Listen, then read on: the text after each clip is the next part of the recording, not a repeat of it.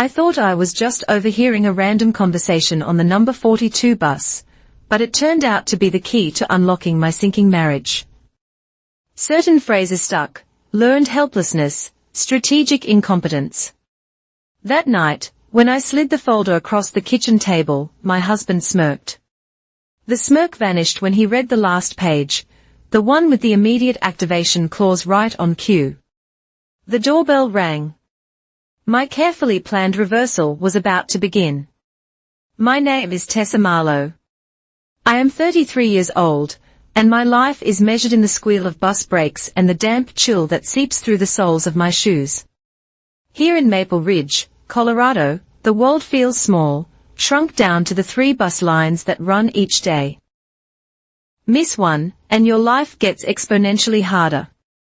Today, the rain had been relentless, a cold, persistent drizzle that found its way into my coat collar and turned my sensible work flats into tiny torture devices. The wet leather was rubbing a raw patch on my left heel with every step from the bus stop.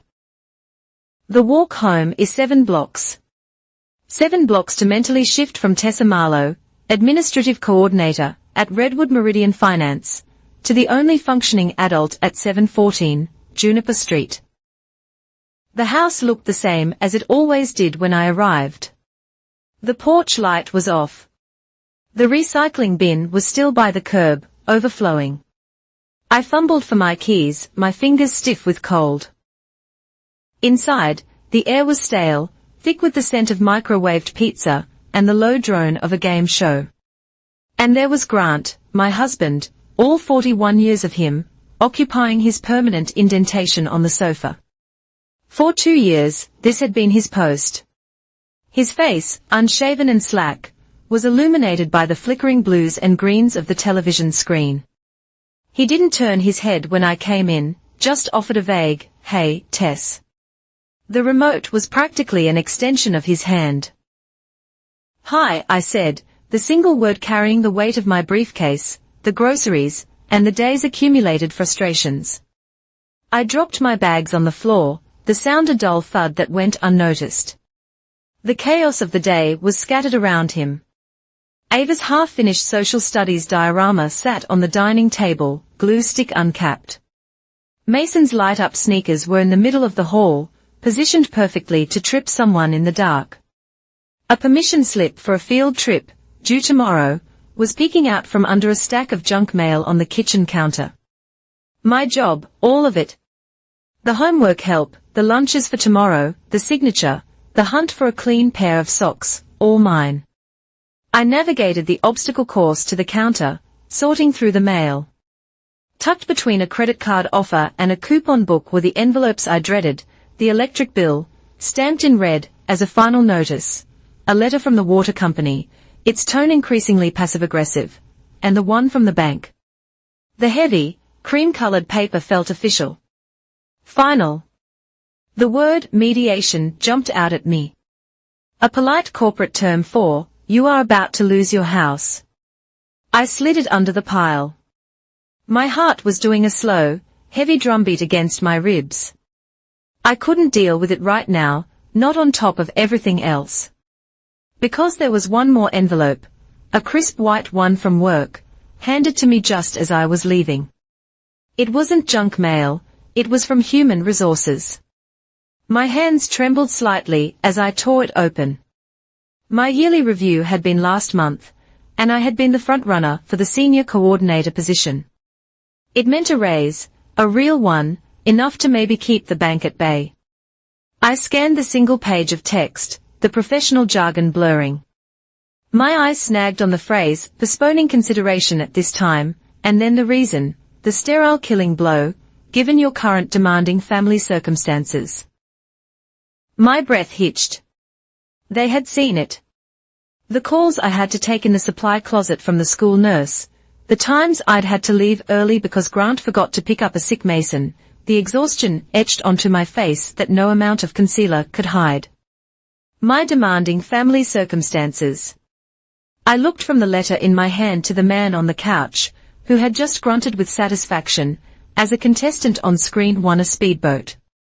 My whole body felt cold, the dampness from the rain now seeping from the inside out. I had been treading water for 2 years, and my feet had finally stopped kicking. The man on my couch, the ghost staring at the television, wasn't the man I married. He wasn't even a shadow of him. The man I fell in love with smelled of wood smoke and confidence.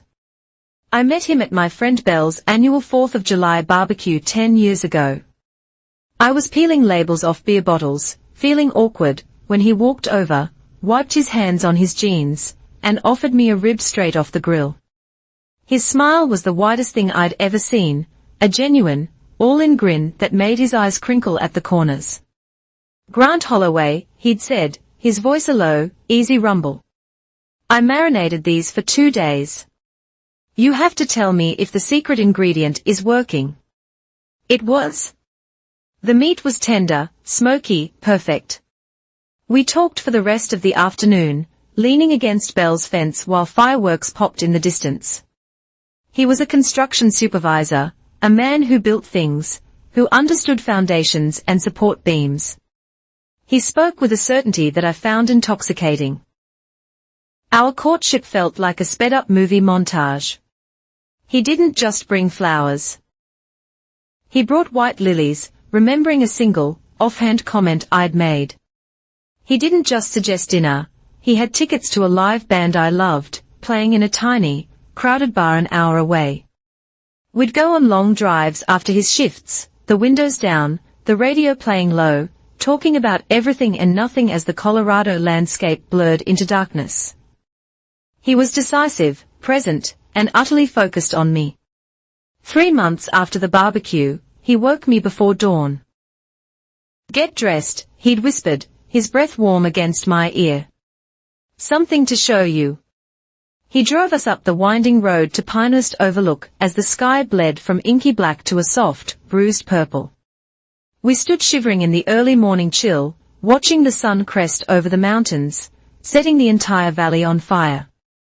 That's when he knelt. The ring wasn't a diamond, it was a simple, elegant silver band with an intricate knot design.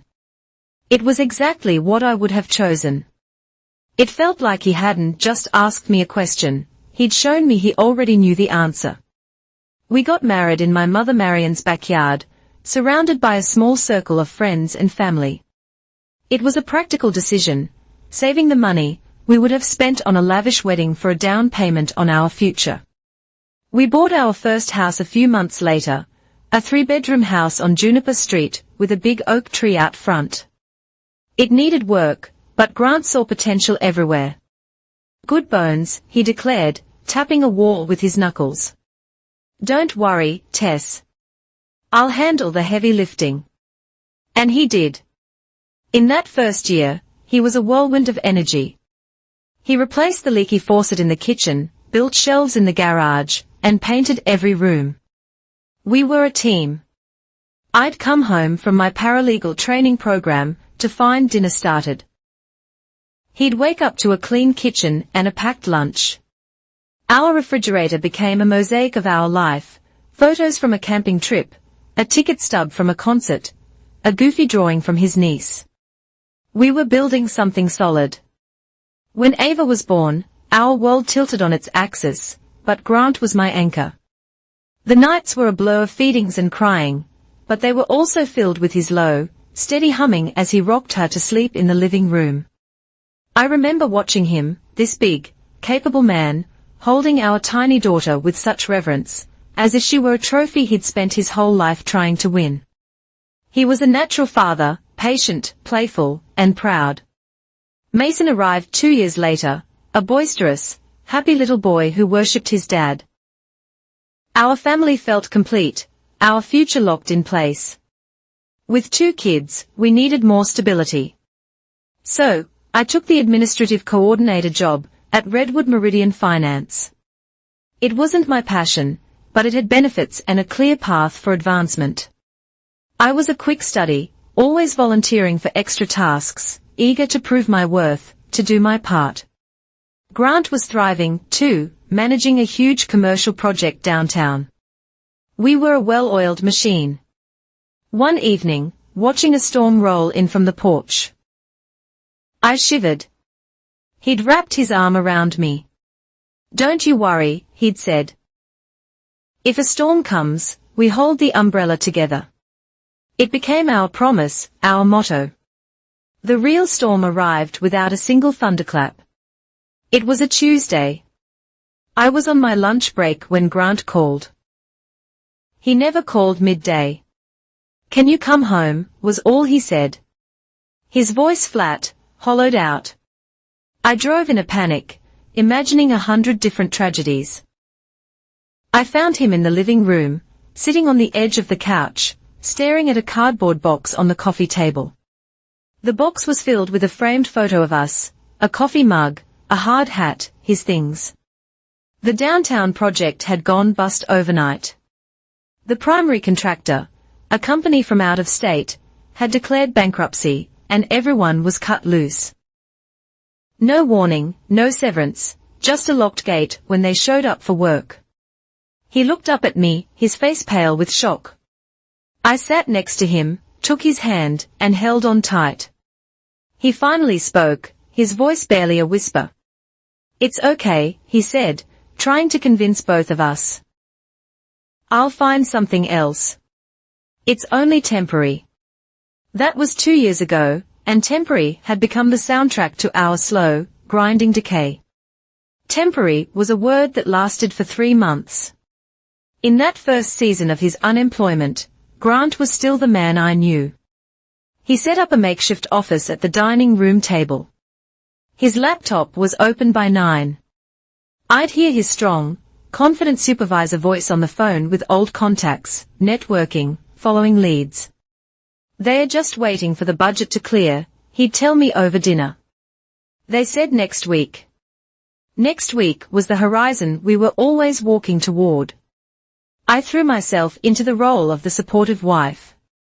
I took over all the household chores, the laundry, the cooking, the cleaning, telling myself and him that his time was better spent finding a new position. "You focus on the hunt," I'd say, clearing his plate while he scanned a job board. "I've got this." I was building a scaffolding of support around him, proud to be the one holding the line. By the 6th month, the scaffolding was groaning, and the horizon never got any closer. The laptop was closed more often than it was open. The interviews, which had been weekly, then bi-weekly, evaporated. The silence in the house was filled by a new sound, the constant, droning murmur of the television. It clicked on at 10 o'clock in the morning and didn't click off until I came home. Sports analysis, old sitcom reruns, game shows. It became the soundtrack to our decline. Grant's job hunt devolved into him scrolling through news feeds on his phone, the remote control resting on his chest. I pushed him to see a doctor. He'd been complaining of a deep fatigue, an ache in his bones. Dr. Evans ran a full panel. The results came back clean. "Physically, Grant, you're fine," the doctor said, his voice gentle. "What you're describing sounds a lot like depression. It's a perfectly normal reaction to a major life event like this." He suggested therapy. He wrote a prescription for a mild antidepressant. The small white paper bag from the pharmacy sat on the kitchen counter for 3 days. Then it moved to his bedside table, where it collected dust for a week. Then it disappeared into the back of his sock drawer, unopened. He refused to talk about it. The fatigue, denied a name, morphed into something more tangible. It settled in his lower back. "It's seizing up again," he'd grouse, shifting his weight on the sofa. It was a phantom. This pain, it never flared when he needed to reach for the remote or get a beer. But it became a fortress wall against any request to load the dishwasher, pick up the kids, or run the vacuum. My life began to shrink. My alarm clock became a 5 a.m. tyrant. I'd wake in the freezing dark, dress silently, pack 2 lunches, lay out clothes for Ava and Mason, and write a checklist of instructions for Grant, which he would later claim he never saw. I'd take the early bus to Redwood Meridian, work a full 8 hours managing schedules and coordinating vendor reports, then race back to the bus stop, my mind chanting a frantic prayer. Please let him have picked them up. Please let the house be okay. I'd walk in the door, at 5:30 p.m., to a scene of escalating chaos. The kitchen sink would be a monument of sticky bowls and coffee mugs. The laundry I'd put in the washer before dawn would be sitting in a damp, sour-smelling pile, forgotten. And the kids. Ava, my bright, talkative girl, had become quiet, internal. I'd find her in her room reading, her shoulders hunched. She was learning to make herself small. Mason, just 7, was going the other way. He was loud, physical, desperate for the attention his father no longer gave. The calls from his school started. Mrs. Marlowe. Mason was disruptive during circle time. Mason pushed another child on the playground. I took the calls in the single-stall bathroom at the end of the hall at work, my face hot with shame, whispering, "I'm so sorry. I'll talk to him tonight. It won't happen again." I was a liar. It would happen again. Because the root of the problem was sitting on my couch watching a basketball game. Our savings account, the one we'd been so proud of, vanished in 9 months. The mortgage payments, the car loan, the utility bills, they ate it all. Then came the credit cards. At first, it was just for gas, then groceries. Then I was paying the electric bill with Visa just to avoid the red-stamped final notice. The envelopes from the bank changed color from friendly white to a sickly yellow, then to an ominous, heavy stock beige. They stopped being statements and started being official correspondence. The world seemed to sense my weakness and doubled down. At work, my colleague Diana, smelling the desperation, started piling her work onto my desk. "Tessa, you're just such a lifesaver," she'd coo, dropping a stack of invoices that weren't my responsibility. "I'm just so swamped, and you're so efficient." It always came with the unspoken addendum, no overtime. I did it all, staying late, missing the 5:15 bus, waiting in the cold for the 6 p.m., all for the faint hope that my dedication would be noticed when the senior coordinator position opened up. My mother-in-law, Evelyn, became the voice of his excuses. "Tessa, honey, I know it's hard," she'd say over the phone, her voice dripping with false sympathy. "But a man's pride is a fragile, fragile thing. When they are down, they need to be built up. They need to be coddled. You just make sure he feels like the king of his castle." I wanted to scream. His castle is in foreclosure, because the king won't get off the throne. Instead, I just said, "I'm trying, Evelyn." The final erosion of my dignity happened in the pasta aisle of the grocery store. It was 2 days before payday. I had exactly $12 in my checking account, and a handful of change in my pocket. I stood there weighing a box of generic macaroni and cheese against a jar of discount pasta sauce, trying to calculate the tax. I was counting pennies. A grown woman with a full-time job, counting pennies for dinner. While my able-bodied husband rested his bad back at home, I bought the pasta. "Just get through this week," I whispered to myself, the new broken mantra that had replaced its only temporary. That was yesterday. Today, I got the letter from HR, the one that said the promotion I'd bled for was being postponed, the reason, your demanding family circumstances. They saw my exhaustion. They saw the frantic calls from the school. They saw me as unreliable. I walked home, the letter a cold weight in my bag. I opened the door. The smell of stale air and day-old pizza hit me. The drone of the TV was the first thing I heard. The kids were in their rooms, quiet, and he was there in the same indentation on the sofa, in the same sweats he'd been wearing for 2 days, his hand on the remote, his eyes fixed on the screen. He was secure. He was coddled. He was comfortable. And in my desperate, stupid effort to hold the umbrella over all of us, I had become his shield, his servant, and his full-time enabler. I wasn't just tired. I was complicit. I missed the 5:15 bus.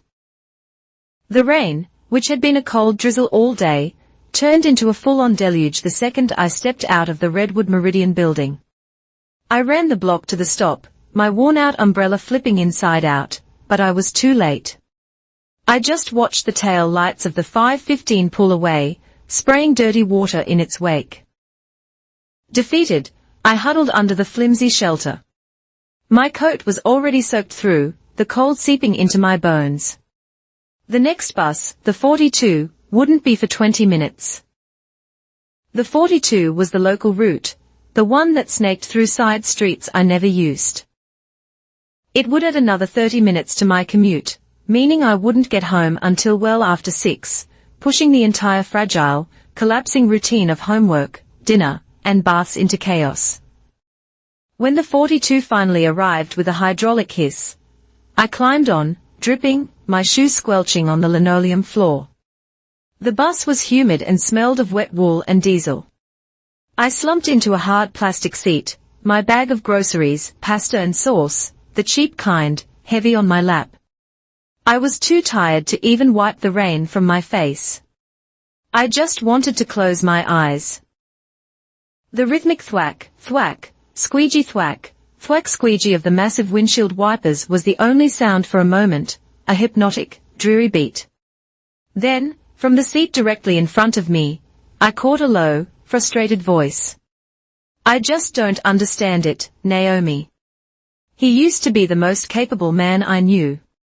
Now I ask him to make a simple dentist appointment for our son, and he acts like I've asked him to solve string theory. He forgets. He calls the wrong office.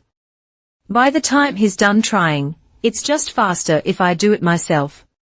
The voice was sharp, belonging to a woman with fiery red hair. I could just see over the seatback. A second voice responded, much calmer, deeper, and with a measured clinical precision. And when you do it yourself, what happens? Well, it gets done, the redhead snapped, as if it were obvious. Exactly, the calm voice replied. What you're describing is a classic behavioral pattern. We call it strategic incompetence, or if you prefer, weaponized incompetence.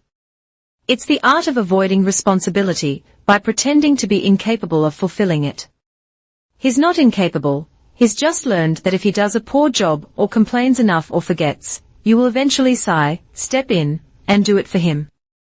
You have inadvertently trained him that his incompetence is rewarded with relief from the task. I froze.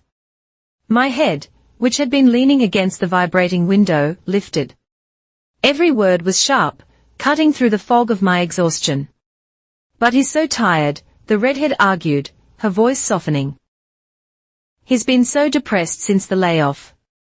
I feel guilty adding to his plate. Is he selectively tired? The calm voice asked. This is important. Can he analyze the complexities of a fantasy football draft for 6 hours, but is too overwhelmed to put the dishes in the dishwasher? Does he remember obscure statistics from his favorite basketball team's 1998 season? But he can't seem to remember to take the trash to the curb on Tuesday night. That's not depression, my dear. That is a choice. A cold, sharp shock went through me. It was as if a light had been switched on in a dark, filthy room I'd been living in for years. Grant, the TV, the sports stats he could recite like scripture, the bad back that only ever flared up when the garbage was full, or a child needed a bath. The calm-voiced woman continued, it often begins with a genuine crisis like a layoff. This leads to the second, more insidious term, learned helplessness. He failed to find a job right away. He felt rejected. And over time, that feeling of I can't has generalized to everything. He has learned that he is helpless. Why? Because the third term has kicked in, secondary gain. His illness, his depression, his bad back, his fatigue. It gets him something. It gets him out of the pressures of being a provider. It gets him out of household chores. It gets him sympathy. It gets him a full-time caretaker, which is you. The redhead scoffed, offended. I'm his wife.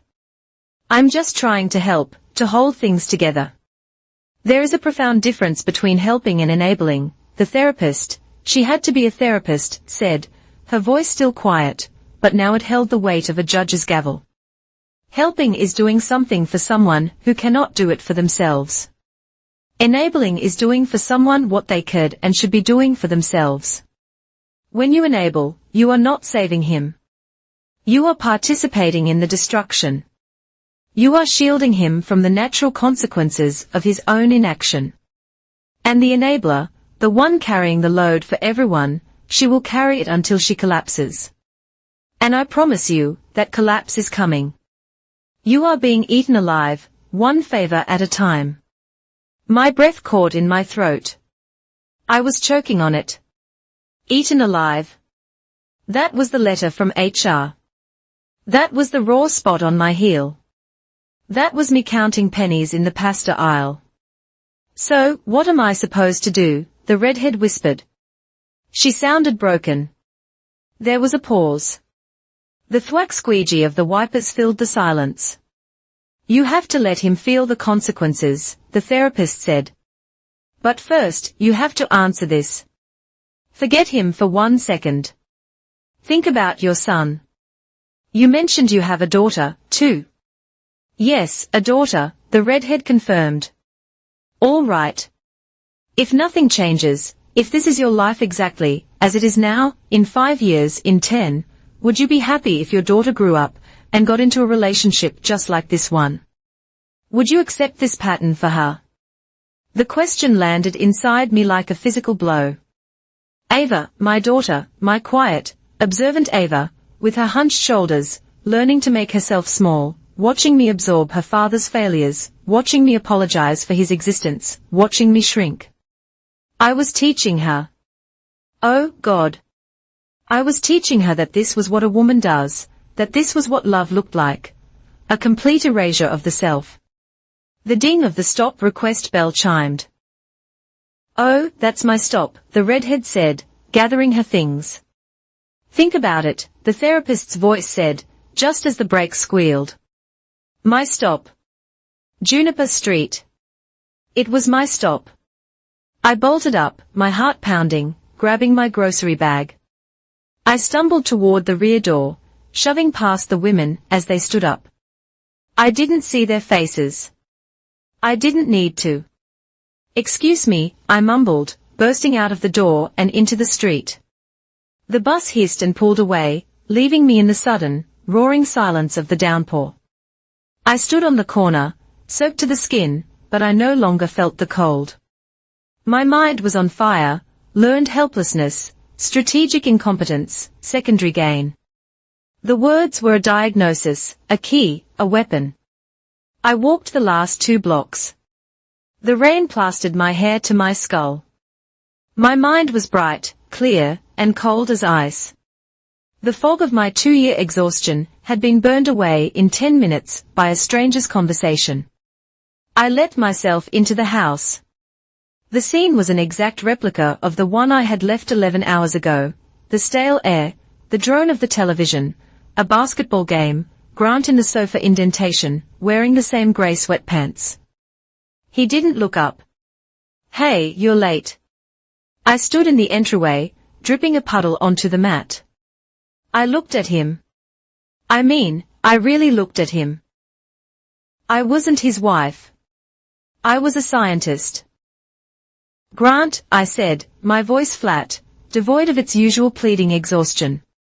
He grunted, eyes on the screen. I can't feel my hands. They are numb from the cold, and I dropped the mail on the porch.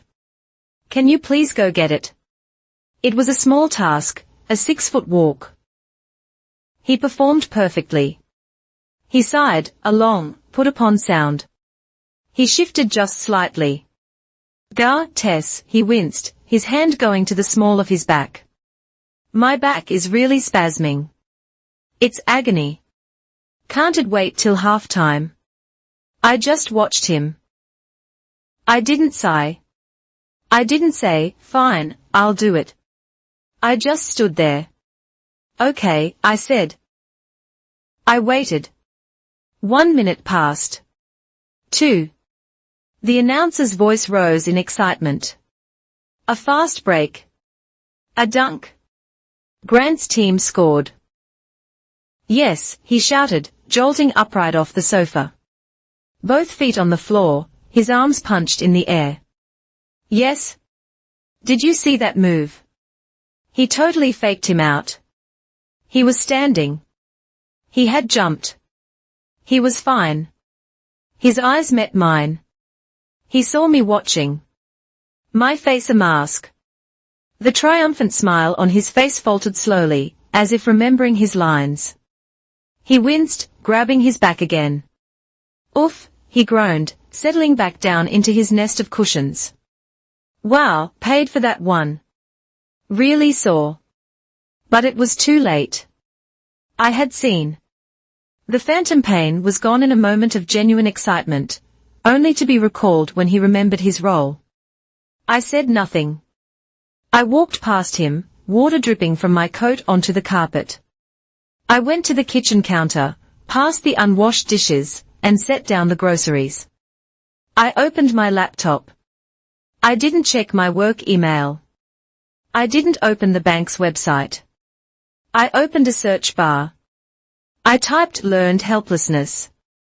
I typed strategic incompetence. I typed secondary gain. The screen filled with definitions, articles, studies, and then the forums. Partners of the unemployed. My husband won't work. Living with weaponized incompetence. I clicked and I read. I read my own life story over and over, written by 100 other women in 100 other towns. The same man, the same couch, the same phantom illnesses, the same slow-motion theft of their lives. I wasn't just tired. I wasn't crazy. I was being conned. And tonight, the con was over. The night I sat reading those forums, something inside me didn't just break. It calcified. It hardened from a pliable, exhausted mass into something sharp and cold. The fog of my depression evaporated, replaced by the sterile, bright light of objective fact. I was not a victim of circumstance. I was a partner in my own destruction. I was the enabler. And as Dr. Alder's voice echoed in my head, I knew that enabling was not a form of love. It was a form of suicide. The next morning, I woke up at 4:45 a.m., 15 minutes before my alarm. My reversal plan began. It was a quiet, methodical campaign waged in the margins of my life, on lunch breaks, in whispered phone calls, and on my laptop long after Grant had passed out on the couch. My first stop was the Colorado Community Credit Union, 3 blocks from my office. At 12:05 p.m., I opened a new checking account. My name, Tessa Marlowe, was the only one on it. The process took less than 20 minutes. I returned to my desk, logged into the Redwood Meridian employee portal, and rerouted my direct deposit. My next paycheck in 10 days would land in an account he couldn't touch. I had just cut the primary supply line. My second stop, using a personal hour, was the law office of Marcos Dwyer. His office was on the 3rd floor of an old brick building, and it smelled of coffee and floor wax. I had read about him on a legal aid forum. He specialized in non-traditional family law. I am not here to start a divorce, I stated, sitting straight in the uncomfortable chair. Not yet. I am here to re-establish the terms of a contract. I didn't cry. I laid out the last 2 years like a business report, the date of his last W-2, the mortgage default notice, the disparity in household labor. I spoke of the children's needs, not my own. He's on the deed, but not the mortgage, I explained. That complicates things, Marcos said, steepling his fingers. He has residency rights, but the default notice gives you leverage. We can petition for temporary exclusive occupancy, citing financial and emotional endangerment of the minors, but it's a very high bar. Judges dislike removing a parent from the home. What if he agrees to leave? If he agrees, especially in mediation, it's a different story. But you need to build a case. Documentation is your shield and your sword. What about custody? For now, you are the de facto primary parent. You are the earner and the caregiver. Maintain that. Log everything. My third stop was the bank. I met with the mortgage advisor, a tired-looking woman named Ms. Feld. I slid the mediation notice across the desk. I want to save the house, I said. What are my options? Forbearance is a possibility, she said. A temporary pause, but we need a concrete plan, proof of new income, a strategy for catching up. And if that new income doesn't materialize? I pushed. Her face was grim. Sale-leaseback is an option, but rarely approved, frankly. Mrs. Marlowe, without a second income, you are looking at a short sale or foreclosure. Set the mediation date, I said, my voice firm. I will have a plan. That night, after the kids were asleep and the sound of a basketball game filled the living room, I opened my laptop. I created a spreadsheet. Column A, household tasks. I listed everything. Pack lunches, 7. Supervise homework, 4:30 p.m. load dishwasher, 8 p.m. clean toilets.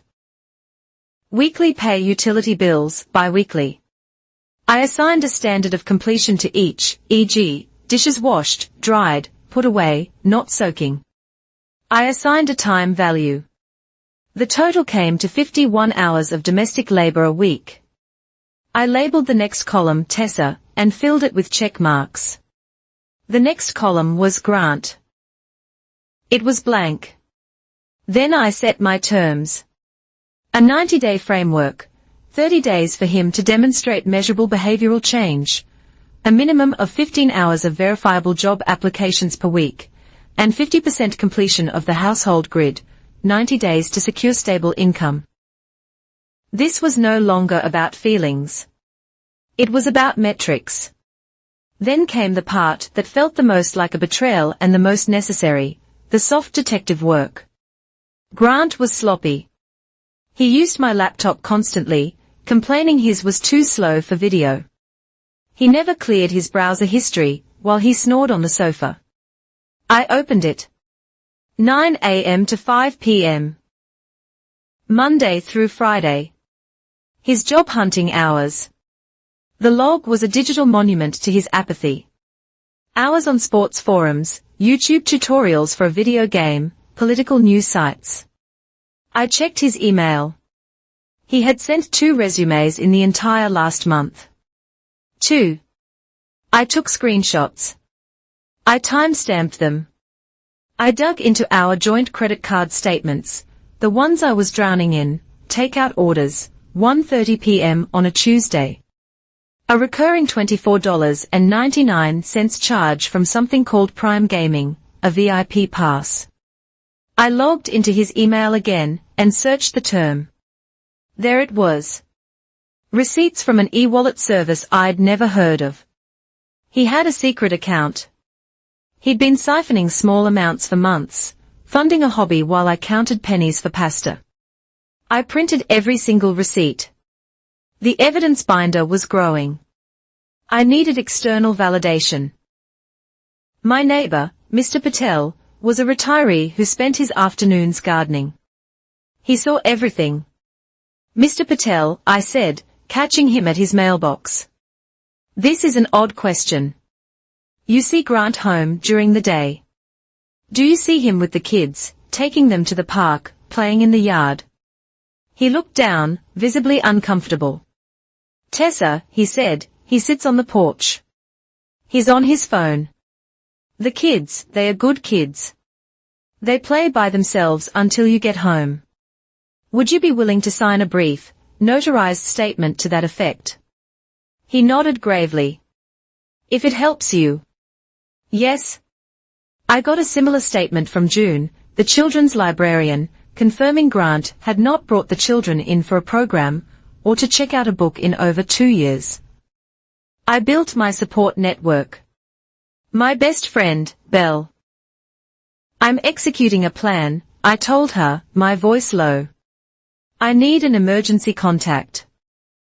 If I call you and say code red, it means you pick up Ava and Mason from school and you keep them until I call again. No questions. Done, she said, her voice fierce.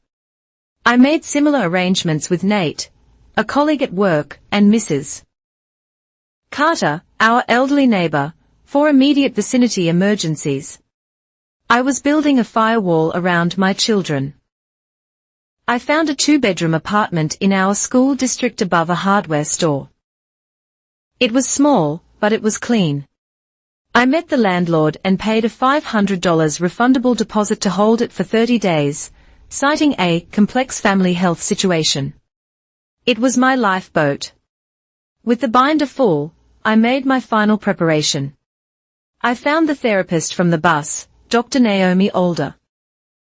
I booked a single virtual session, paying for it from my new secret account.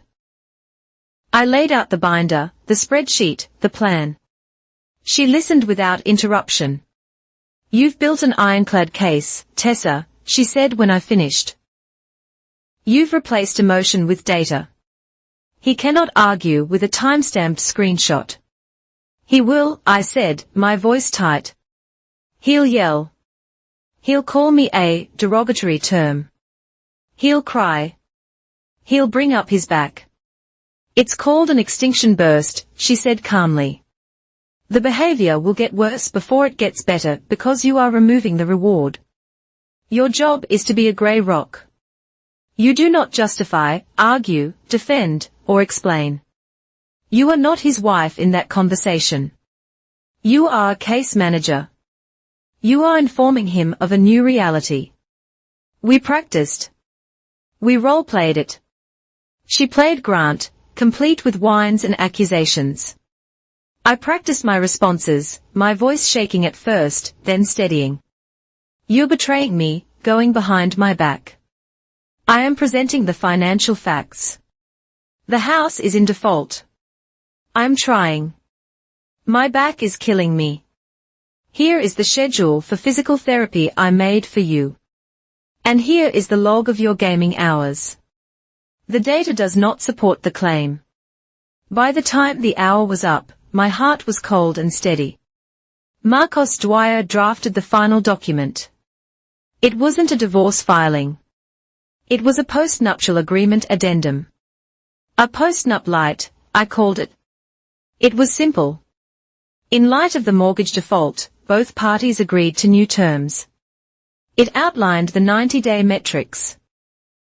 It listed the 3 criteria: verifiable employment, equitable division of household labor, and active participation in child care. And then the activation clause. If the terms were violated, I would be granted temporary full control of all family finances, and Grant would agree to vacate the premises to allow me to secure a renter, thus saving the family home. It was a scalpel. It was a trap, and it was waiting on the kitchen table. I waited until the kids were asleep. The house was quiet except for the low hum of the refrigerator, and the canned laughter from the television in the other room. I turned it off. The sudden silence was deafening, and it made Grant look up from his phone, blinking. "What's up?" he asked, annoyed by the interruption. "Come to the kitchen, Grant," I said. My voice was calm, a carefully rehearsed neutrality I'd practiced with Dr. Older. "We need to talk." He followed me, a sigh of irritation trailing behind him. He slumped into one of the wooden kitchen chairs, the legs scraping against the linoleum.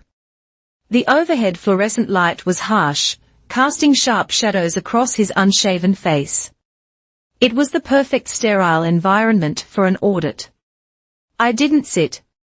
I stood on the other side of the table, the surface a cold, clear battlefield between us.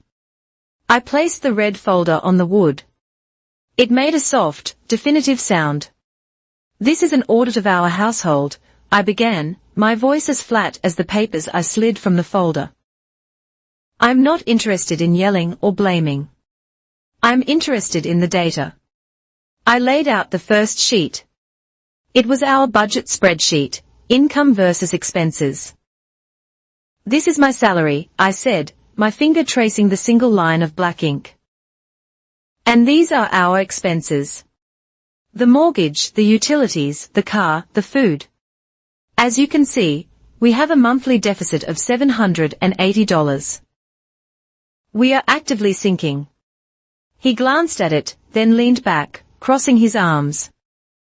The old script was kicking in.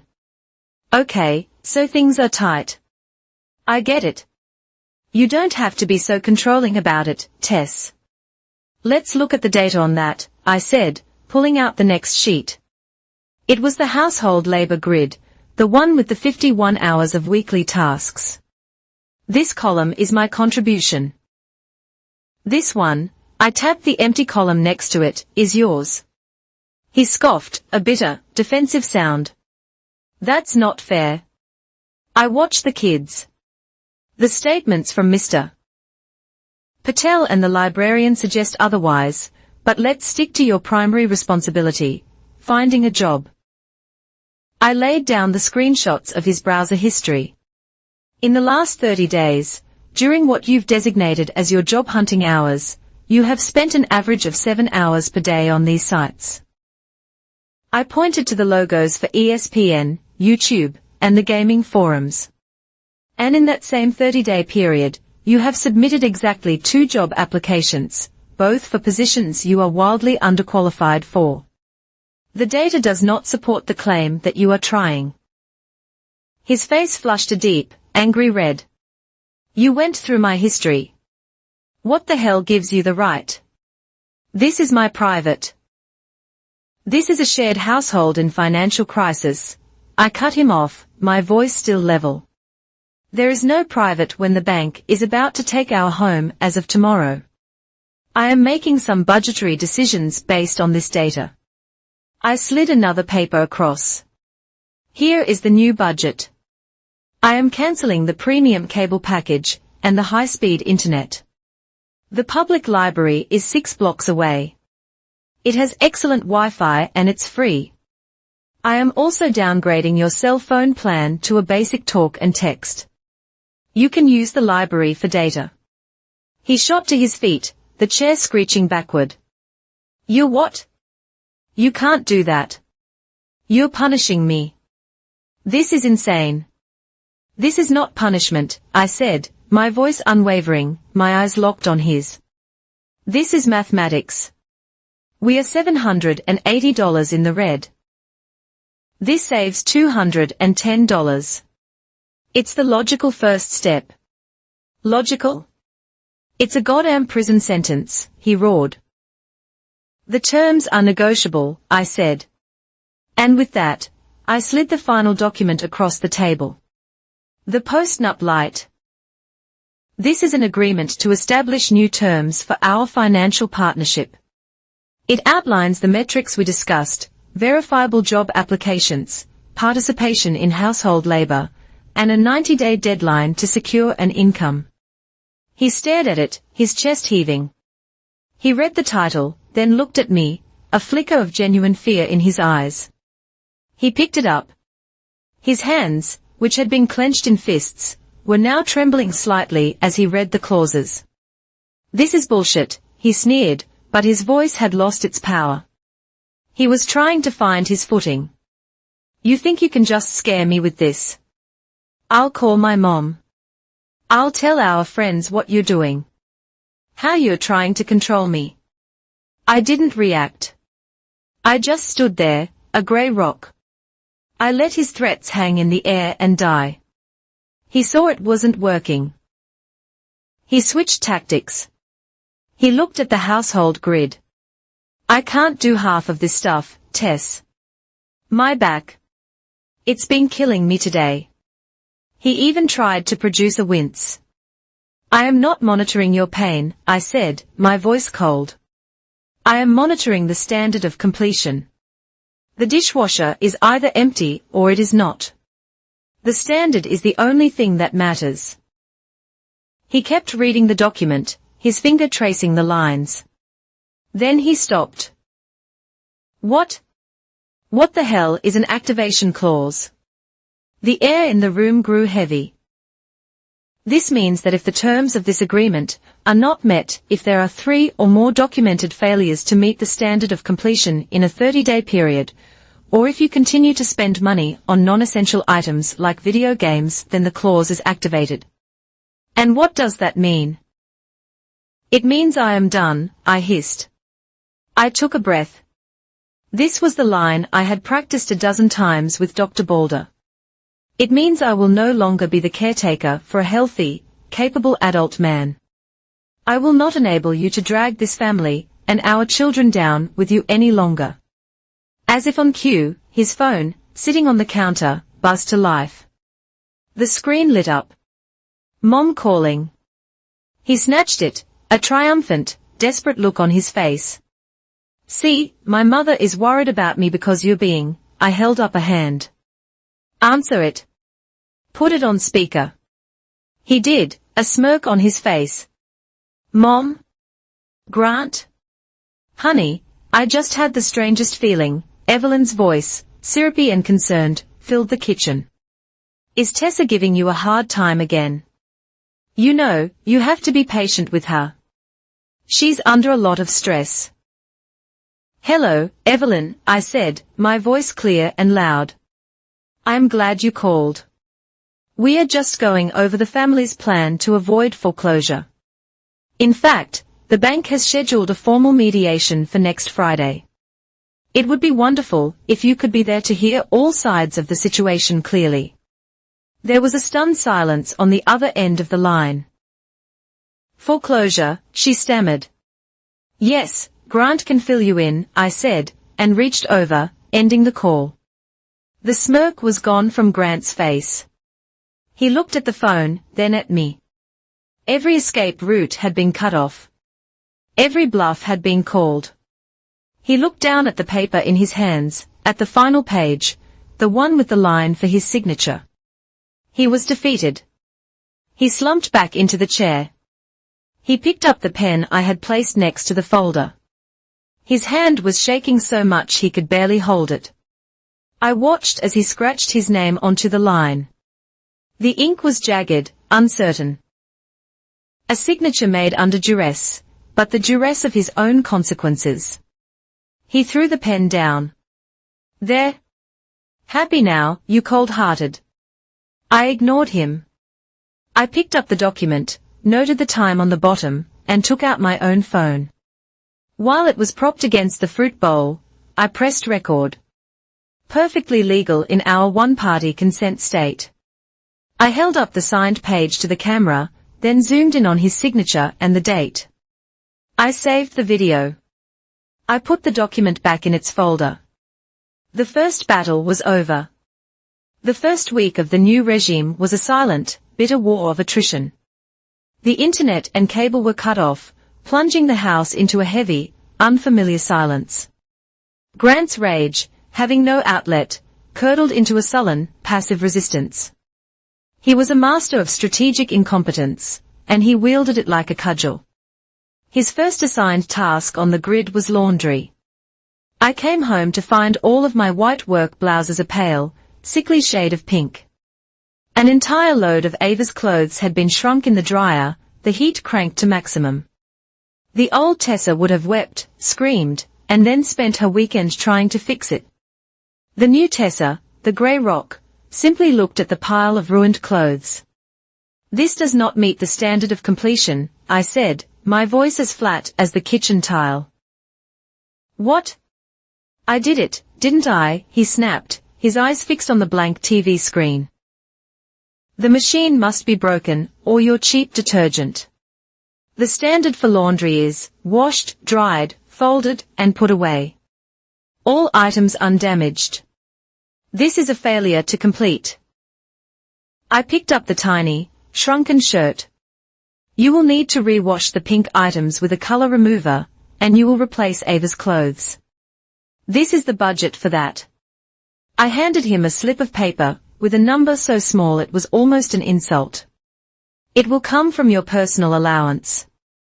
Once you earn one, I'm not doing it again.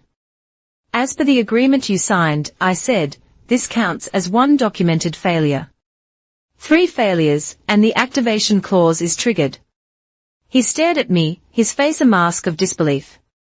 He was waiting for me to back down. I turned and began prepping dinner. He stood there for a long, vibrating moment, then let out a sound of pure, strangled fury. The next night, the rice was burned. A black, carbonized crust at the bottom of the pot. Failure to complete, I said, handing him the scrubber. You'll have to make sandwiches for the kids.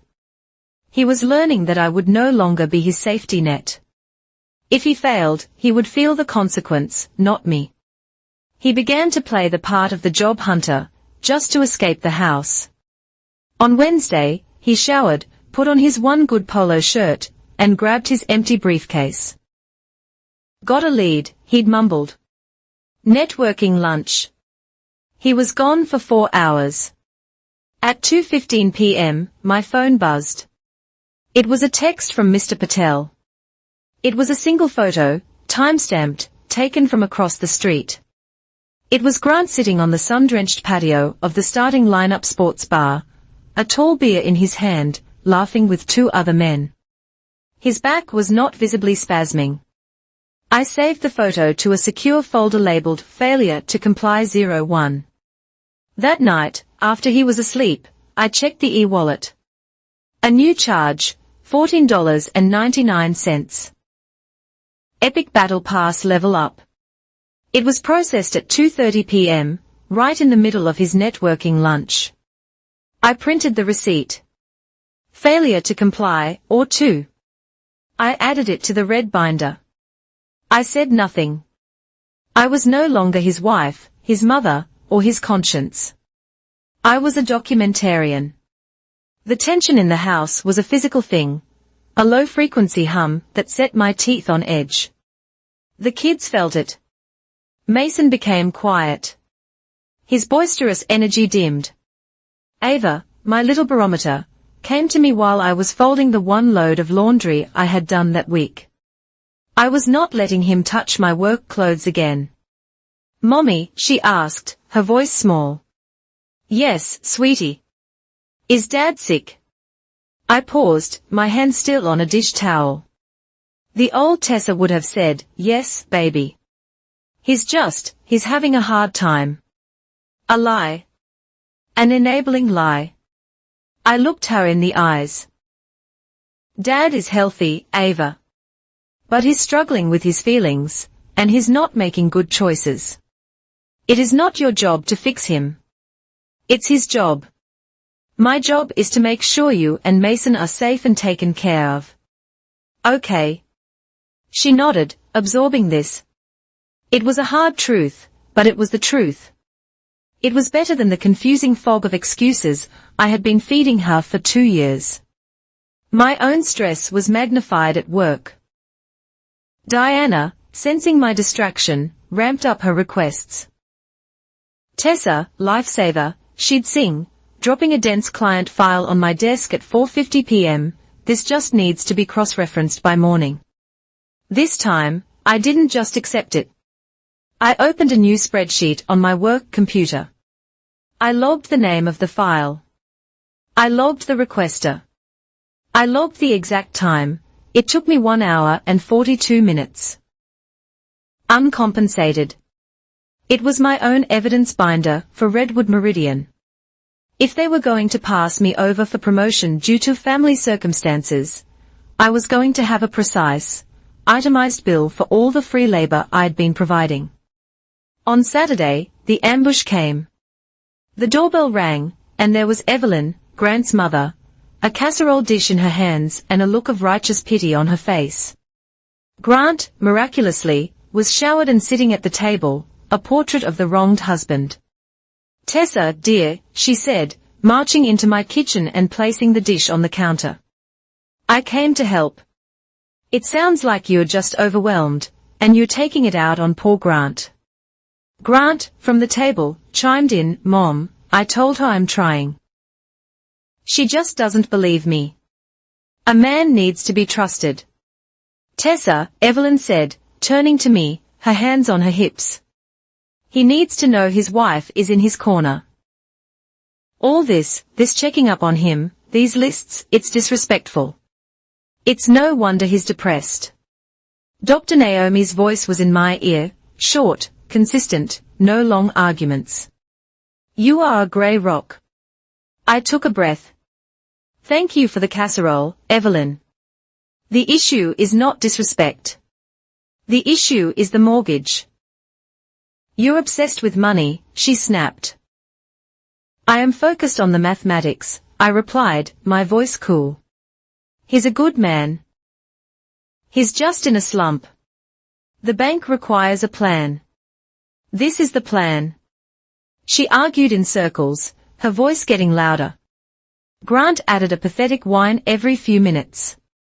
I just repeated my lines. The issue is the mortgage. The plan is based on data. The bank requires action. I was a broken record. I offered no emotion, no anger, no defense. I was a wall she couldn't find a crack in. After 20 minutes, she stormed out, declaring I had a heart of stone. When the door slammed shut, Grant looked at me. You're really going to do this, aren't you? Yes, I said, and put her casserole in the fridge. The official letter from the bank arrived on Monday. Notice of mediation. I called the number and confirmed my attendance for the 4 p.m. slot on Friday. I invited Marcos Dwyer. Then I placed the letter on Grant's pillow. He didn't mention it, but something had shifted. Maybe it was his mother's failure. Maybe it was the cold, hard date on the bank letter. He spent 2 days at the library. He actually came home with a list of job postings from the community board. And then on Wednesday, he got a call. Home Depot, he said, his voice strangely flat. They want an interview tomorrow morning for a sales associate in the lumber department. That's good, I said cautiously. It's $20 an hour, Tess. I used to supervise guys making that. It's $20 an hour more than you make now, I said. It's income. It's on the path. I woke up at 7 a.m. for the interview. He was still in bed. I stood in the doorway. He was a lump under the comforter. Grant, it's 7 o'clock. Your interview is at 9 o'clock. A muffled groan. Can't. My back. It's the worst it's ever been. I couldn't even sleep. I'll have to reschedule. The final, most pathetic gambit. The old Tessa would have sighed, called in sick for him, and brought him coffee in bed, her heart breaking with pity and resentment. I walked to the window and pulled the curtains open with a single, violent motion. Sunlight flooded the room, illuminating the dust motes. Get up, I said. I can't, he whined, his voice cracking. It's agony. I'm not asking, I am telling. Here is your blue shirt. I threw it on the bed. I am driving you. I will be in the car in 10 minutes. You have 2 choices. You can walk out and get in the car, or I will call an ambulance and report that you are non-responsive. At which point, you can explain your phantom pain to the paramedics. Either way, you are leaving this room. You just need to show up. I walked out. I didn't wait for an answer. I made the kids' lunches. I heard the shower turn on. 5 minutes later, he came into the kitchen, his hair wet, his face pale and drawn. He was dressed. He didn't speak. I drove him to Home Depot. He was silent the whole way. He got out of the car like a man walking to his own execution. I went to work. I waited. He was supposed to call me for a ride, but he didn't. At noon, he walked into the house just as I was on my lunch break. He looked spent. His shoulders were slumped. His face was grey with fatigue. But it was a different kind of fatigue. It wasn't the sullen, heavy lethargy of the couch. This was the bone-deep weariness of a man who had just done something hard. He sat down at the kitchen table. I sat across from him. "So?" I asked. He stared at his hands. "They offered it to me. I start Monday." A small, sharp breath of relief escaped me. "Grant, that's wonderful." He didn't look happy. He just looked tired. He finally looked up at me, and for the first time in 2 years, the defensive, angry mask was gone. His eyes were raw. "I didn't want to go," he whispered. "I know," I repeated. "I didn't want to go. Because I was so afraid they'd say no. I was terrified." His voice broke. "I was so scared they'd look at me at 41 and just laugh, that I'm a joke." It was the first real, honest thing he had said since the day he was laid off. My heart ached. The old Tessa wanted to cross the table to hold his hand, to say, "It's okay. I'm here. We're okay." But I was not the old Tessa. The old Tessa was dead. I nodded, acknowledging his fear. I gave it space. "That's a terrible feeling, Grant. I'm glad you told me. I'm genuinely glad you got the job." I stood up. I had to get back to the office. The 90-day clock was still ticking. This was a significant positive data point, but it was not the end of the audit. It was the beginning of the compliance phase. I noted his start date on my mental calendar. The bank mediation was still on Friday. Grant's first shift at HomePro Depot nearly broke him. He came home limping, his face pale with a fatigue that was utterly different from his couch-bound lethargy. This was the honest, grinding exhaustion of physical labor. He collapsed into a kitchen chair, not the sofa, and pulled off his new work boot. A large, angry blister had burst on his heel. "I haven't been on my feet for 8 hours straight in. God, I don't know how long," he mumbled, staring at his raw skin. I placed the first aid kit on the table without a word. I didn't coddle him. I didn't say, "Oh, you poor thing." I just provided the tools. "You should use a hydrocolloid bandage," I said, and went back to making dinner. He patched himself up. He was at the bus stop the next morning. A new, fragile order began to emerge. The house was cleaner. The household grid, tacked to the fridge, was slowly filling with his initials. He was up at 6:30 a.m. He made breakfast, cereal and toast, but it met the standard. He did the school run. He came home, did a load of laundry, and then left for his 1 p.m. shift. His compliance was sullen, but it was compliance. He also, for the post-nup light, started therapy every Tuesday at 10 a.m. He had a virtual session with a therapist covered by our insurance.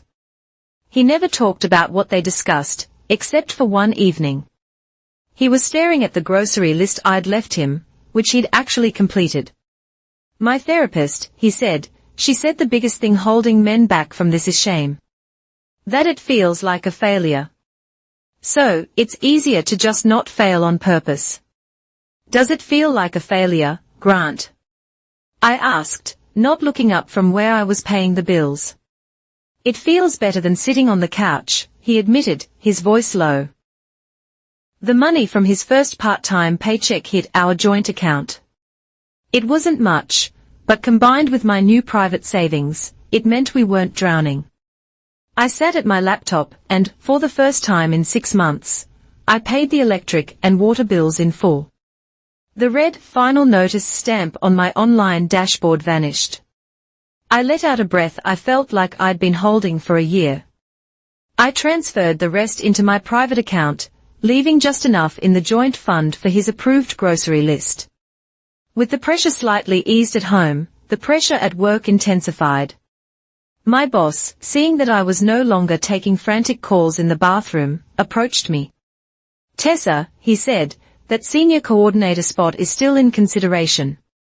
We are launching the new Whitfield Trust account. It's a massive undertaking. It needs someone who can take the initiative and run with it. No distractions. It was a test, a high-stakes, high-visibility test. The old Tessa, the one with the demanding family circumstances, would have shied away. I'll lead it, I said. I've already outlined a workflow. I was building my own lifeboat, separate from his. And just as a sliver of hope began to feel real, the old Grant resurfaced. It was a Thursday night. His team was in the playoffs. His shift at Home Pro was 1 p.m. to 9 p.m. At noon, he was still in his sweatpants. You're going to be late, I said. Not feeling great, he mumbled, his eyes on the pregame analysis. My back is acting up again. I'm just going to call in sick. You're choosing to skip your shift, I stated. It was not a question. I'm sick, Tessa, God. Can't you just give me a break, he snapped. It's your choice, I said. I finished my coffee, got my bag, and left for work. I felt nothing. No anger, no disappointment, just confirmation. When I got home that night, the house was dark, the TV off. He was in bed, pretending to be asleep. I walked to the red folder in my office drawer. I opened the compliance chart. Next to that Thursday's date, I drew a single, neat black X, failure to comply 03. Combined with the sports bar incident and the gaming receipts, the activation clause was now fully loaded. He had just handed me the last piece of ammunition I needed. The irony was, in every other way, things were better. The new stability, even as fragile as it was, had calmed the house. Mason had a "great week" sticker on his shirt from his teacher. His acting out had stopped now that his father was a predictable presence. Ava brought home a science project with a big red A on it. Dad helped me with the volcano, she said, actually smiling. He knew which kind of glue to use so it wouldn't melt. That night, Grant came home from his shift smelling of sawdust and pipe adhesive. He was energized. You should have seen this guy today. Tess, he said, actually making eye contact. He was trying to build a new deck, but he was using the wrong footings. His whole plan was a mess. I redrew it for him on a piece of plywood, showed him the right drill bits, the right pressure-treated lumber. He was really grateful, shook my hand, said I should be a supervisor. The ghost of the man I married was standing in my kitchen. The confident, capable man who knew how to build things. A painful, sharp ache of what if shot through me. What if this was real? What if he was really back that night? I waited. I waited until 2 a.m., until I was sure he was in a deep sleep. I opened my laptop. I logged into the e-wallet. My breath fogged in the cold, dark room. The charges were still there. They were smaller, sneakier. $5.99 here, $9.99 there. Starter pack, coin bundle. He had stopped the big, obvious $24.99 charges from the joint account. But he was still feeding his secret. He was lying. He was rebuilding his life on the exact same rotten foundation. This wasn't a recovery, it was a strategic retreat. I closed the laptop. The ache in my heart was gone, replaced by a cold, hard certainty. The mediation was not a negotiation. It was an extraction. The next day, Evelyn called. Her voice was pure saccharine. Tessa, dear, I hear Grant is just doing wonderfully at his new job. I'm so proud of him. I knew he just needed your support. I want to celebrate. Let's have a big family dinner, all of us, this Friday night. We'll put all this recent silliness behind us. Shall we? I looked at my calendar. Friday, the day of the mediation. It was perfect. Evelyn, that is a wonderful idea, I said, matching her sweet tone. Friday is perfect. We are all meeting as a family already, but we can't do dinner. Oh, why not, dear? We have an appointment at the bank at 4 p.m. for the mortgage mediation to decide the plan for the house. Since you're such a key part of Grant's support system, it's a blessing you can be there. The silence on the other end of the line was a small, perfect victory. Mediation, she finally stammered. Yes, see you at 4 o'clock, I said and hung up. I spent that week preparing for battle. I met Belle at a coffee shop far from our neighborhood. I had a small stack of note cards. I have 5 minutes with the bank representative, I told her. I have to be perfect. Time me. I stood up. Good afternoon, Ms. Feld. Here is the situation. Point 1, the signed postnup agreement, committing my husband to specific financial and domestic contributions. Point 2, his new part-time income, which I have routed to a controlled account. Point 3, my proposal for the Whitfield project at my firm, indicating a significant near-term salary increase. Point 4, a documented list of his failures to comply with our agreement, including financial infidelity. 5. My proposal, a 90-day forbearance conditional on my sole management of all family finances, and the immediate activation of the financial separation clause in our agreement. This is the only path to saving the asset. Damn, Tessa, Belle said, looking at her watch. 4 minutes, 20 seconds. It's brutal and perfect. My final call was to Dr. Naomi the night before. My hands were shaking. I'm ready, I whispered into the phone. I have the evidence. I have the plan. But I feel like I'm setting him up to be executed. He's trying. Naomi, he's going to therapy. He's working. He's talking about drill bits. Is he still lying? Tessa. Her voice was calm, cutting through my doubt. Yes, the gaming charges are still happening. Then he is not trying. He is performing. You've given him a clear path back, and he is still actively choosing to deceive you. Listen to me. This is the anchor. You are not doing this as revenge, to humiliate him. You are doing this to restore fairness, and protect the sustainable future of your children. You are not taking him down. You are simply finally refusing to go down with him. You are not his wife in that room tomorrow. You are Ava and Mason's advocate. Be their advocate. I hung up the phone. I looked at the red folder on my desk. My hands were no longer shaking. The email from the bank arrived at 9:02 a.m. on Thursday. The subject line was clinical, confirmation, mortgage mediation session. The body confirmed the appointment for 4 p.m. Friday, 4th floor conference room. It was the point of no return. I forwarded the email as a calendar invitation to 3 people, to Grant, with a simple note, attendance is mandatory. To my lawyer, Marcos Dwyer, with the message, it's time. All documents are prepared.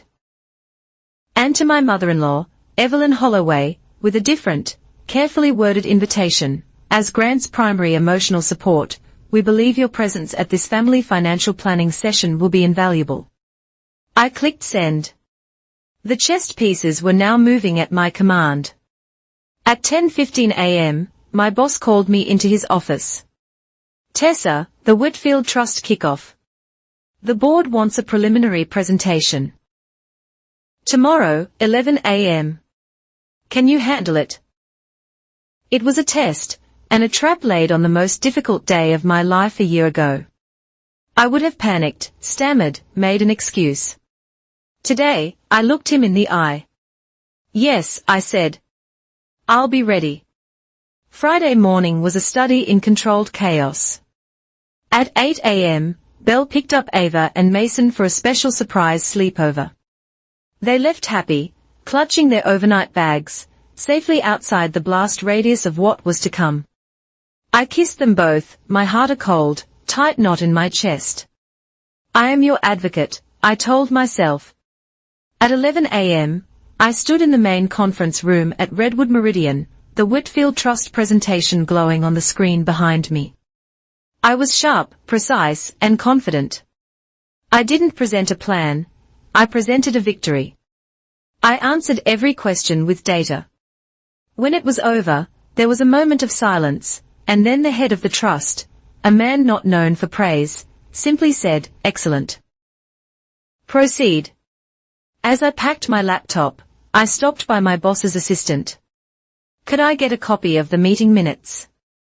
I asked, just for my project file. She emailed them to me 10 minutes later. A formal record of my success, my competence, my value.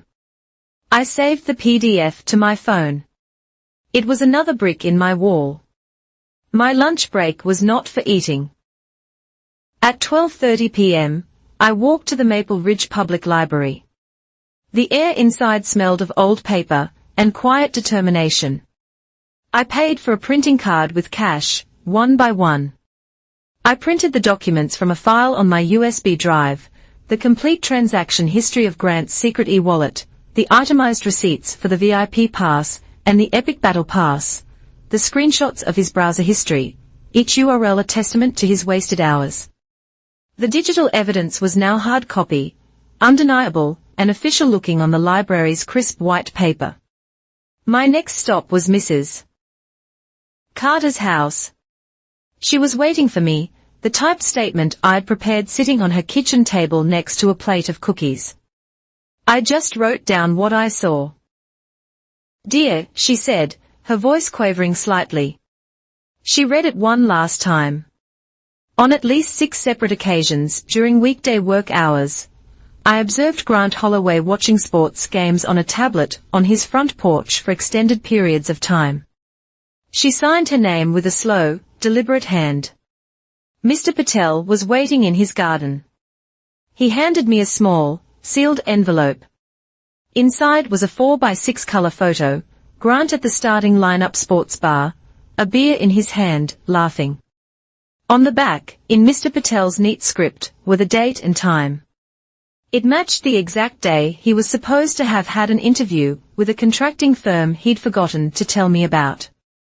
As I drove back toward the bank, my phone pinged with a new email. The sender was Dr. Naomi Older. The subject line, Professional Assessment. The attached PDF was a single page, written on her official letterhead. It did not mention Grant by name. It was a cool, clinical description of behavioral patterns, strategic incompetence, learned helplessness, and the profound, destabilizing effect such behaviors have on child development and the financial security of a family unit. It was an expert's voice, a voice of authority that would cut through any of Evelyn's emotional appeals. I printed it at a copy shop. Back in my car, parked in the bank's cavernous garage, I assembled the red folder one last time. It was now thick with evidence. On the left side, the signed post-nup light, its activation clause highlighted in yellow. Behind it, the list of his violations, each one dated and documented, the sports bar, the missed shift, the secret gaming purchases. On the right side, the witness statements from Mr. Patel and Mrs. Carter, the professional assessment from Dr. Older, the screenshots, the receipts, my successful project presentation minutes. It was a complete and total indictment. At 3:45 p.m., my phone buzzed. A text from Grant. "Traffic is a mess. Might be a little late." My fingers were cold as I typed my reply. "The meeting is at 4 p.m. Be on time." I turned off my phone and put it in my purse. I walked from the garage into the bank lobby, my heels clicking on the marble floor. I went into the women's restroom. It was empty, sterile, and silent. I stood in front of the large, brightly lit mirror and looked at myself. My face was pale, my eyes dark, but my expression was set. There was no fear left. There was no doubt. I was not the woman who had cried in the pasta aisle. I was not the woman who had accepted every excuse. I was Ava and Mason's advocate. I was the person who was finally, after 2 long years, stopping the fall. I took a deep, slow breath. The air was cool in my lungs. I held it. Then I let it out, one last time. Then I picked up the red folder, pushed the door open, and walked out to end my marriage as I had known it. The conference room on the 4th floor was a glass box, sterile and silent. Inside, Ms. Feld from the bank sat at the head of a long, polished table, a neat stack of files in front of her. My lawyer, Marcos Dwyer, sat to my right, his own folder open. My red folder was closed, centered perfectly on the table in front of me. The 4th chair, the one opposite me, was empty. The clock on the wall read 4:04 p.m. Ms. Feld cleared her throat, her gaze flicking from the empty chair to me. Mrs. Marlowe, if your husband doesn't. The door swung open, and Grant stumbled in. He was 5 minutes late. His polo shirt was wrinkled, and the faint, acrid smell of cigarette smoke clung to him. He shot me a venomous glare, and dropped into the empty chair, slumping as if the act of sitting was exhausting. Mr. Holloway, thank you for joining us, Ms. Feld said, her voice devoid of warmth. She got straight to the point. As you know, your mortgage is in default. The bank is prepared to proceed with foreclosure. However, we are legally required to offer this mediation. To be blunt, the only way to save this property is for your household to demonstrate a clear, consistent, and reliable income stream for the next 90 days. We need a plan. I have a plan, I said, my voice cutting through the heavy air. I opened my red folder. I didn't look at Grant. I addressed Ms. Feld directly. Here is our projected cash flow for the next 3 months. It includes my salary, which is projected to increase following the successful launch of the Whitfield Trust project, for which I am the team lead. I slid the meeting minutes for my presentation across the table. It also includes my husband's new part-time income from Home Pro Depot, and reflects budget cuts from all non-essential entertainment and data services. I presented the numbers, clean and stark. Grant let out a bitter, sarcastic laugh.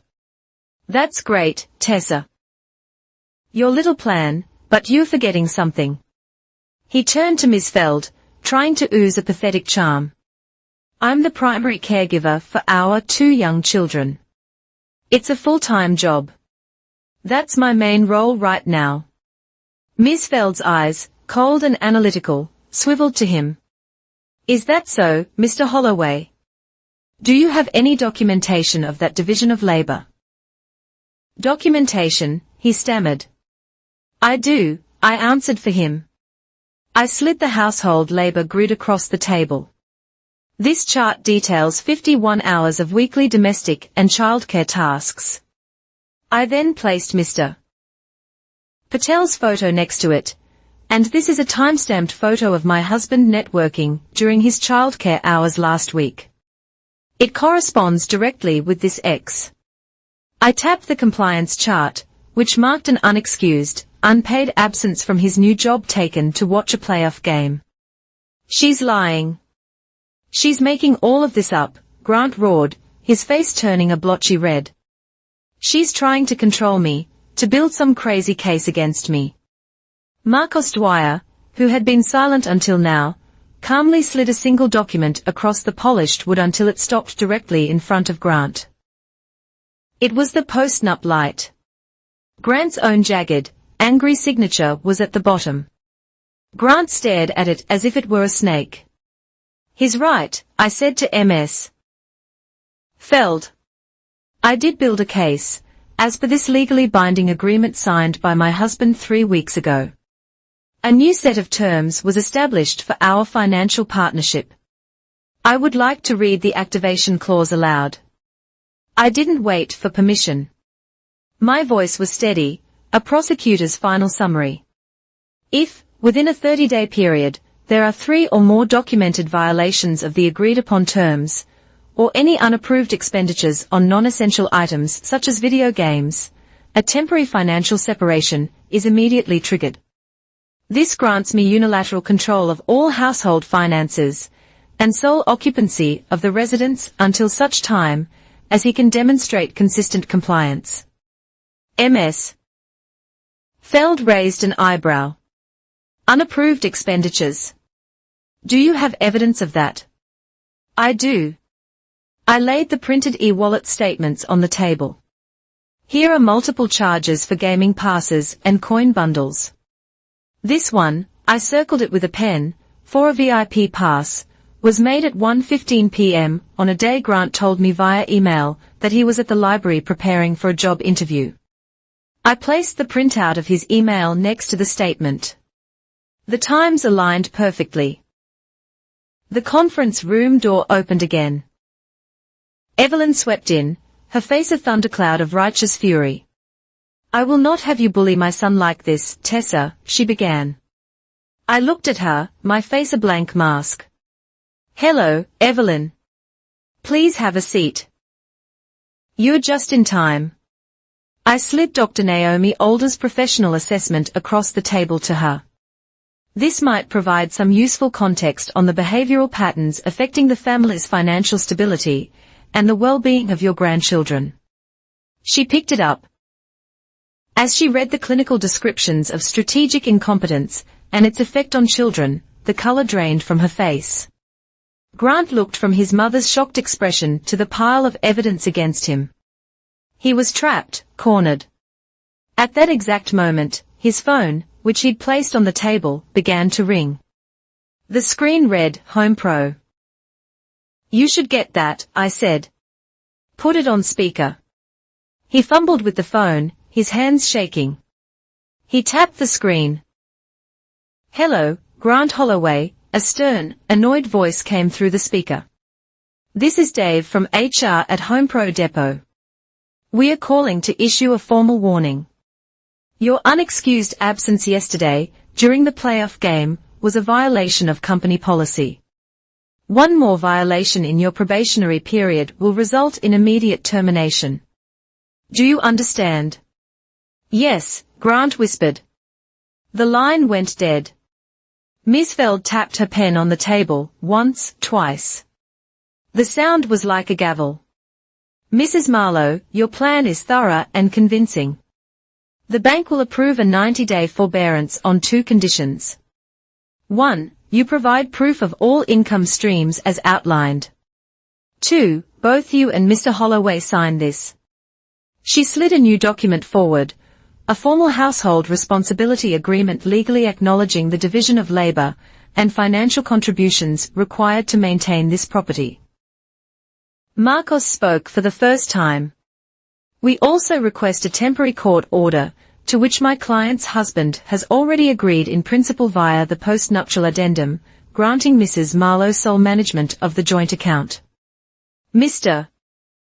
Holloway will be required to contribute a minimum percentage of his earnings bi-weekly. Failure to do so will result in him vacating the residence until compliance is met. Every escape route was closed. Grant looked at his mother, his eyes pleading for a lifeline. Evelyn stared down at Dr. Older's letter, refusing to meet his gaze. All her bluffs had been called. Her support had evaporated into a mist of clinical facts. I reached into my purse and took out a single spare key to our house. I placed it on the table. It made a small, sharp, metallic sound. It wasn't a key to leave, it was a key to stay. A symbol of who was now in charge of keeping the lights on. From today, Grant, I said, my voice low and final, either we carry this load together by these rules, or you can leave your seat for someone who will, a renter. Ms. Feld pushed the pen and the stack of documents toward him. The bank's agreement, the household responsibility contract, the addendum acknowledgement. His hand trembled as he reached for the pen. His face was slick with sweat. He looked up into my eyes, searching for a flicker of the old Tessa, the enabler, the rescuer. He found nothing but cold, hard clarity. Then I delivered the final killing blow, the checkmate. I picked up my phone, unlocked it, and pressed play on an audio file. A short recording made that morning from a legally placed device in our living room. Grant's voice, smug and confident, speaking to a friend on the phone. "No, man. It's easy. You just have to pretend to be an idiot at the house stuff for a while. Laundry, dishes, just screw it up a few times. She gets so frustrated, she just does it herself." The recording ended.